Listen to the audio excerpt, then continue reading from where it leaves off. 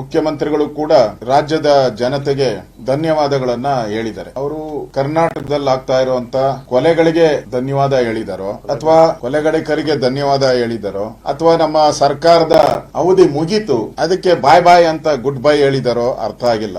ಮುಖ ಕಳೆ ನೋಡ್ತಾ ಇದ್ರೆ ಅವರ ಸರ್ಕಾರದ ಅವಧಿಯ ಕೊನೆಯ ಕ್ಷಣಗಳನ್ನ ಎದುರಿಸ್ತಾ ಇರುವಂತ ಮುಖವಾಣಿ ಅವರದು ಕಾಣ್ತಾ ಇದೆ. ಕಾಂಗ್ರೆಸ್ ಸರ್ಕಾರ 1 ವರ್ಷ ಕೊಲೆಗಡಿಕರಿಗೆ ಹರ್ಷ, 1 ಇಯರ್ ಖಜಾನೆ ಫುಲ್ ಕ್ಲಿಯರ್, ಖಾಲಿ 1 ವರ್ಷ ಸಮಸ್ಯೆಗಳು 101. ಕಾಂಗ್ರೆಸ್ ಸರ್ಕಾರ ಬಂತು, ಜನರ ಮುಖದಲ್ಲಿ ಹರ್ಷ ಇಲ್ಲ. 1 ವರ್ಷ ಕಾಂಗ್ರೆಸ್ ಅವರು ಲೂಟಿಗೆ ಎಷ್ಟು ಕೋಟಿ ಅನ್ನೋದು ಲೆಕ್ಕ ಹಾಕ್ತಾ ಇದ್ದಾರೆ ಜನ. ಸ್ನೇಹಿತರೆ, ನೇಹಾ, ಮೀನಾ, ಅಂಜಲಿ ಮಹಾಲಕ್ಷ್ಮಿಯರು, ಮನೆ ಮಹಾಲಕ್ಷ್ಮಿಯರು. ಕರ್ನಾಟಕ ಸರ್ಕಾರ ಘೋಷಣೆ ಮಾಡಿದೆ ಮಹಾಲಕ್ಷ್ಮಿ ಯೋಜನೆ.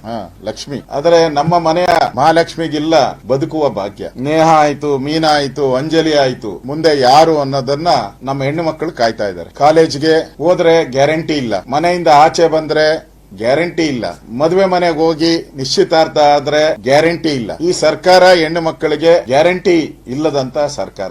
ಏನ್ ಫ್ರೀ ಕೊಟ್ರೆ ಏನು, ಬಸ್ ಫ್ರೀ ಕೊಟ್ರೆ ಏನು, ವಿದ್ಯುತ್ ಶಕ್ತಿ ಫ್ರೀ ಕೊಟ್ರೆ ಏನು, ಬದುಕುವ ಅವಕಾಶವನ್ನೇ ಈ ಸರ್ಕಾರ ಕಿತ್ಕೊಂಡ್ಬಿಟ್ಟಿದೆ. ಇವತ್ತು ಸನ್ಮಾನ್ಯ ಗೃಹ ಸಚಿವರು ಪರಮೇಶ್ವರ್ ಅವರು ಹೇಳಿದ್ದಾರೆ, ಅಂಜಲಿಯ ಕೊಲೆ ಹಿಂದೆ ಪೊಲೀಸರ ಲೋಪ ಅಂತೇಳಿ. ಸರ್ಕಾರನೇ ಒಪ್ಕೊಂಡ್ಮೇಲೆ ಪೊಲೀಸರು ಲೋಪ ಅಂದ್ಮೇಲೆ ಪೊಲೀಸ್ ಯಾರ ಅಡಿಯಲ್ಲಿ ಬರ್ತತೆ? ಏನ್ ಮೋದಿ ಅಡಿಯಲ್ಲಿ ಬರ್ತತೆ? ಕೇಂದ್ರ ಸರ್ಕಾರದ ನಿಮ್ಮ ಅಡಿಯಲ್ಲೇ ಬರುತ್ತೆ. ಸರ್ಕಾರನೇ ಲೋಪ ಅಂತ ಹೇಳಿದ್ಮೇಲೆ ನಿಮ್ ಯೋಗ್ಯತೆಗೆ ಯಾಕೆ ಈ ಸರ್ಕಾರ ಬದುಕಿರ್ಬೇಕು? ಯಾಕಿರ್ಬೇಕು ನಿಮ್ ಸರ್ಕಾರ? ಈಗ